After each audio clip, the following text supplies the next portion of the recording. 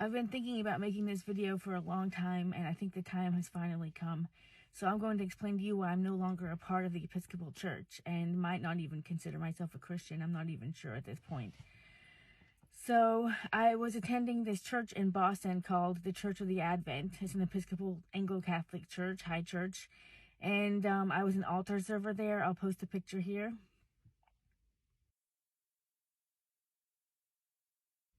I was an altar server there. I taught Sunday school for 5 years.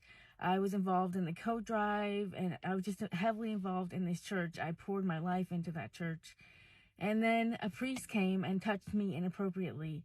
We were at brunch, and he was sitting next to me, and I was sandwiched between him and someone else. Everyone was drinking, and he ended up brushing my chest at least 6 times. I kept trying to move and position my elbows so that he wouldn't be able to touch me, but he did it at least 6 times. I stopped counting after 8 times. It just kept happening to the point that I could no longer speak anymore. Everyone was asking me what was wrong, and I couldn't say what was wrong because he kept doing it.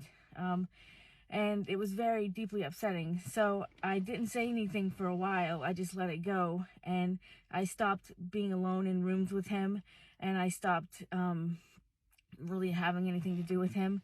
And then one day I was walking into Mass. I was an altar server in the middle of the Mass, and this is right at the beginning of COVID, and he directly coughed into my face as I walked by, which felt like a huge insult, and I got sick immediately afterwards, so that was great. But it wasn't COVID. And so that's just an example of his disregard for me as a human being. But yeah, it was very upsetting, and I didn't say anything to anybody for a while, and I finally told people, well, except for when it initially happened, I immediately told one of the people who was at brunch with us, and her response was, well, I'm sure it was an accident. He didn't mean to do it. Give him another chance. And so I went along with that, and I tried to give him another chance, but then he started doing horrible things in the church and won't let women celebrate Mass at this church, and won't let people even talk about women celebrating Mass at the church. He won't let them have a conversation about it publicly. And a lot of people ended up leaving the church at that point, and with the pandemic happening, I just left the church. So eventually I filed a Title IV complaint, which is basically a sexual harassment complaint within the Episcopal Church with the Diocese of Massachusetts. And they did an investigation, and it took 18 months. It took, I think it was like 14 or 16 months before the priest even sat down and did an interview with the investigator. He just refused to do it until they had to threaten him. And then finally they did the investigation, it finished, and it went before a reference panel, and they decided that they believed me, but that there was nothing they could do to him because he already lost the ability to act as a priest, because there's another Title IV complaint against him, which is much more serious.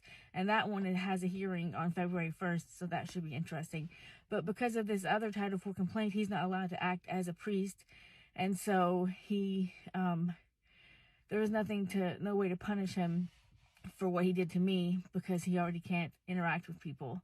And so really there was no justice there. It felt like there was no conclusion. And this happened, I heard word that they weren't moving forward with anything in October. So I've been sitting on this for a few months trying to process it and figure out like what I want to do. And I guess I just want to talk about it. I want people to know that this happened and that it wasn't okay. And I'm not happy with how the Episcopal Church handled the investigation and everything.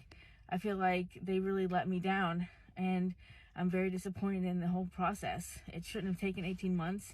That was literally hell, knowing that his lawyer was going to be dragging me through the mud at any point, any day it could happen.